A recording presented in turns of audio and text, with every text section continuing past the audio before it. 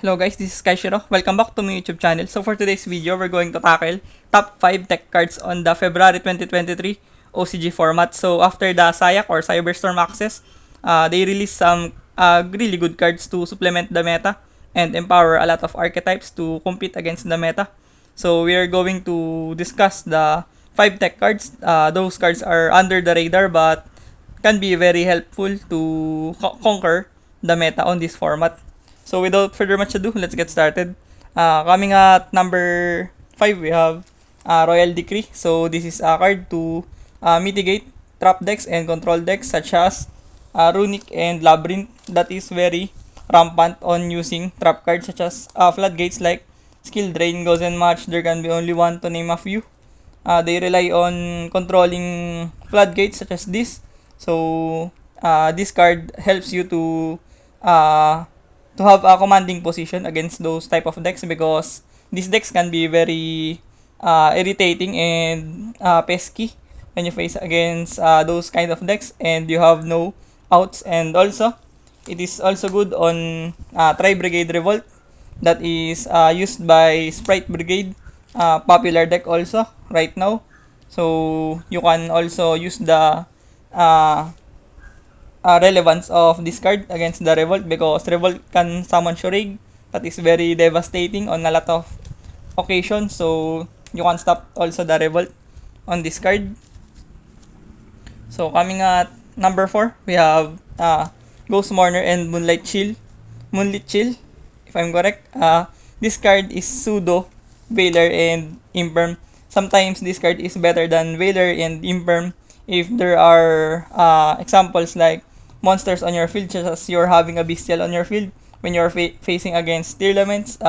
You cannot use infinite impermanence to stop your opponent. This card became very substantial on that scenario. And also, if Veiler is unavailable during a standby phase or other phases except main phase, you cannot use Veiler. So Ghost Mourner is a good option to use to interrupt your opponent. Especially the format is very combo reliant nowadays because there are decks like Super Heavy Samurai, Bestial Sprite, Sprite Brigade, Sprite Gishki, and a lot of combo decks that dominates this format very well.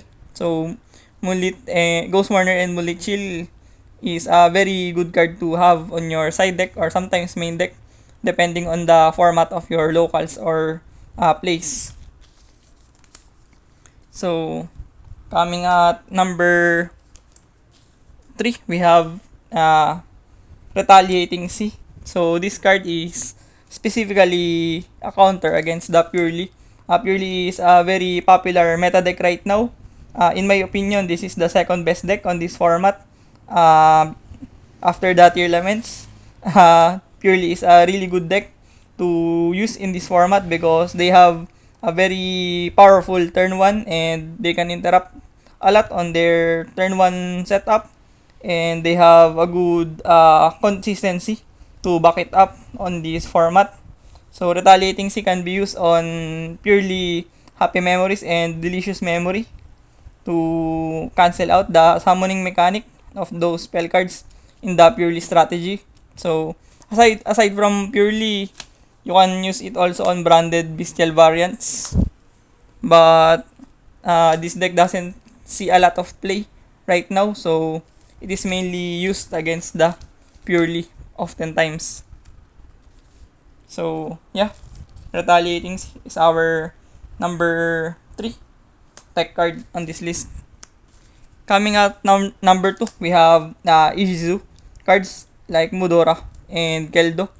So this is used against the tier elements, of course, the still best deck on this format, the most dominant deck in the all-time history, tier elements. It is used to shuffle back the fusion mechanic enablers of tier elements with Havnis, Shayren, and Merly.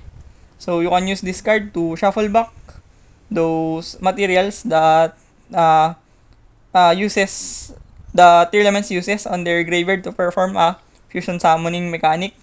So this is specifically good against tier elements only, so that's why it is only number 2 on this list. but the impact of this card is very notorious to and impeccable to take away, because Tearlament is still the best deck until this date. So Ishizu is a good card to topple them.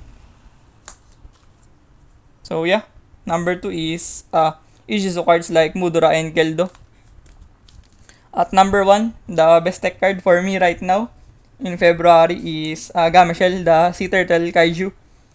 It is good against a lot of meta decks right now, especially against Purely, because X-Purely Noir is very devastating to deal against.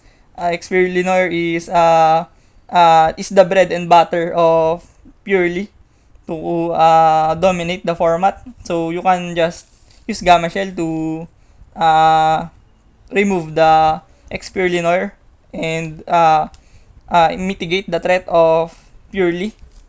And also, it is also good on Tearlaments because they end up on Rulkalos that you can Gamashell also. Sometimes they end off Grafa Fusion and sometimes Winda. So Gamashell is a good out against those problematic fusion monsters. And also, there's a lot of combo decks that are running rampant on the format, such as Super Heavy Samurai, the Earth Good Stuff, or Adamantipator with friends.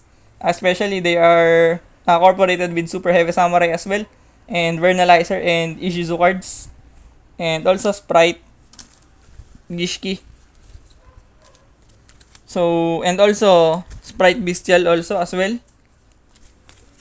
So these are the potent combo decks right now on the format. They establish a powerful board and really strong board to capitalize on their turn 0. So Gamashell helps you to ease those problems out, especially if they end on Barone and Savage, Pulusa, and other cards that are heavy reliant on negates. You can use the Gamashell Turtle Kaiju to out those problematic board and setup. So this is the number 1 tech card for me because of the flexibility and adaptability of this card on the format. So short recap. At number 5 we have Royal Decree. At number 4 we have Ghost Mourner and Moonlight Chill. And number 3 we have Retaliating Sea. At number 2 we have the Ishizu cards like Mudora and Geldo. At number 1 we have the Gamashell Turtle Kaiju. So I think that's about it, guys. Thank you for watching this video. I hope you learned a thing or two. And thank you for watching and see you on to the next one. Please don't leave without a like and subscribe to my YouTube channel as well. And hit the notification bell for more updates. Peace.